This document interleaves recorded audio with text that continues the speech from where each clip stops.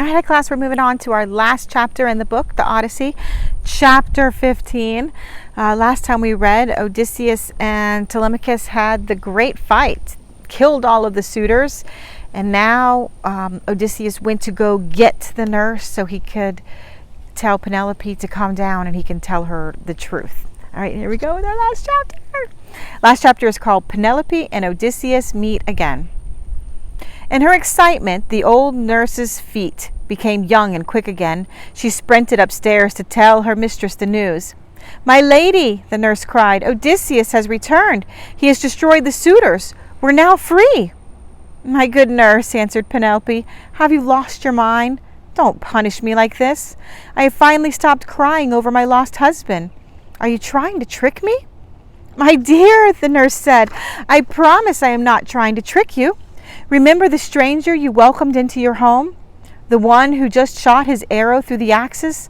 That was Odysseus." Penelope suddenly realized it might be true. She jumped up from her bed and began pacing her room. Penelope trusted her nurse, but she was still uncertain. This was a truth she wanted to believe so much. "I can give you proof," the nurse said. "I saw his scar. I wanted to tell you about it, but he would not let me tell you. Now he's asked that I reveal the truth to you." This was excellent proof, but Penelope was still unsure. "Bring him here," she said. The nurse happily ran from the room to fetch her master. When Odysseus arrived, Penelope kept her distance. He looked like her husband, but she could not be sure this was not an awful test from the gods. Penelope carefully came close to him. They sat by the fire with some distance still between them. Then Telemachus leaped into the room. He was excited about the reunion of his parents after 20 years, but he was upset that they sat so far apart. "Mother," he cried, "do you not recognize your husband? Why do you not go to him? Is your heart made of stone?" Penelope answered, "My son, there are things you do not yet understand. If he really is my husband Odysseus, we will need some time to get to know each other again." Odysseus smiled and said to Telemachus, "Let her test me. Your mother's cleverness is one of those things I love about her. She will make up her own mind. Just give her time. Besides, I have more awful things to worry about. The suitors' families will sure be greatly upset. We will need to lie low for a while. Telemachus, please go and have the servants secure the house. I will stay here with your mother." Telemachus went and did as his father asked. Penelope thought for a moment before speaking again. She rose and moved toward her bed. "I was wondering if you could help me with something," she said to Odysseus. "This bed I once shared with my husband has moved a bit too close to the window. I would like to move it, but it's too heavy. Can you help me?" Odysseus smiled. "Why, Penelope, I would be glad to help you, but as you know, that bed is not movable.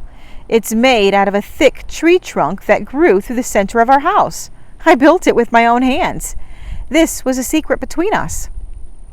This is what finally convinced Penelope. No one else could have known that the bed's history but Odysseus. With this proof, Penelope rejoiced. She ran to Odysseus and threw her arms around him. He hugged her back as tightly as he could. "Do not be angry with me," she begged. "I just needed to be sure you are truly Odysseus." "My dear and faithful wife," Odysseus replied, "the sight of you is welcome as the sight of the land to a shipwrecked man." Then the couple talked and laughed until morning. Penelope told Odysseus about her suffering at the hands of the wicked suitors, and Odysseus in turn told her how he had suffered at sea. He told her about the lotus eaters on the island and how his men gave in to eating the plants. He told her the story of how he had blinded the Cyclops. He told her about Circe, the goddess who had put a spell on him and his men. Then he told her about his travels to Hades to consult the prophet Tiresias. With sadness, he described seeing the ghost of his mother. He told her about the tempting song of the sirens. He also could not forget the story of Scylla, who feasted upon passing travelers with her many heads. He spoke of how his men stole the cattle from the sun god, even though they were warned not to. He shivered when he told Penelope how Zeus punished them, striking their ships with a lightning bolt. Odysseus told his wife about the goddess Calypso. She wanted to make me immortal, he explained, so that I would never grow old. She wanted me to stay with her forever. And why didn't you let her? Penelope asked. Because I wanted to grow old with you, Odysseus answered. Later that morning, Odysseus was feeling better than he had in 20 years. He was overjoyed to be with Penelope and Telemachus again. It was now time for Odysseus to see his father, Laertes, again. Having met his mother in Hades, he was nervous to see his father. Odysseus could not imagine what time might have done to Laertes. The old man did not know his son was still alive. Odysseus prepared for a long walk in the woods. His old father had moved to the forest once his wife had passed away and Odysseus had gone missing. Arriving at the cabin in the woods, Odysseus found his father out in the garden. The old man looked old and weary. He wore patched and shabby clothing. Odysseus felt like crying. "Excuse me, sir," Odysseus said. "I see that you are an excellent gardener, but it seems that you take better care of your garden than yourself. Why do you look so worn down? And can you tell me if this is Ithaca, where my good friend Odysseus used to live?" Laertes answered the second question first. "Sir, this is indeed Ithaca. It is where your friend, my beloved son, Odysseus, used to live. But alas, my poor son has died. My grief has made me old and tired." This was enough for Odysseus. He jumped toward his father and kissed him on both cheeks. "Father," he said, "it is me, Odysseus. Look, I have the scar to prove it." He showed the scar to his father.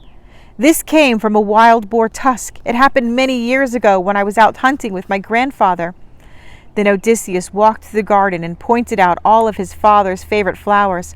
He recited the name of all the trees, and finally Laertes recognized his son. "You have made an old man happier than you can imagine," he said, and he gave his long-lost son a hug. While Odysseus journeyed into the woods, the fallen suitors were on a journey of their own. Hermes had led their ghosts down to Hades. The other ghosts in Hades came quickly to greet the suitors. They were shocked to see so many there at once. The old ghosts demanded to know what happened. One of the suitors' ghosts answered, "Odysseus was gone for 20 years. We tried to charm his wife and steal his property. He came back and got revenge." Another suitor ghost spoke up. He was angry. "We may be down here, but we were the sons of the finest men of Ithaca. Word will quickly spread about what has happened. Odysseus will be punished." The suitor ghosts were right. Word had quickly spread about what Odysseus had done. There were calls for more fighting and more revenge, this time upon Odysseus. But Ithaca's wisest, oldest man and prophet stood before the people. "Hear me, men of Ithaca," he said. "Odysseus did not do these things against the will of the gods. It is our own fault that these things happened. We let the suitors remain in Odysseus's house. We did not help Penelope and Telemachus. The anger and revenge have to stop. They must stop here. They must stop now." Not everyone agreed with the old man. It took a little extra help from the gods to make peace. Athena hovered above Ithaca and cast her most powerful spell of all, a spell of forgiveness and friendship. With this, peace in Ithaca was finally restored. The end. That's it. We finished the story. What do you think? So the family's reunited. Penelope finally knows it's her husband. He got to go meet his dad that was out in the woods, just sad and depressed. And so Odysseus's life hopefully gets to go back to normal. All of the suitors, when they died, they went down to Hades and they were very angry. And they wanted revenge. They wanted people to fight and kill Odysseus and be punished for what he did. And so the wise man stepped up and he's like, "Listen, guys, you guys did this to yourselves. You brought this on." And then Athena finally kind of solved the problem by casting a spell over the whole town, a spell of forgiveness. And let's hope that they all lived happily ever after. I hope you enjoyed the story. Have a great rest of your day, and I will be talking to you again soon. All right, bye.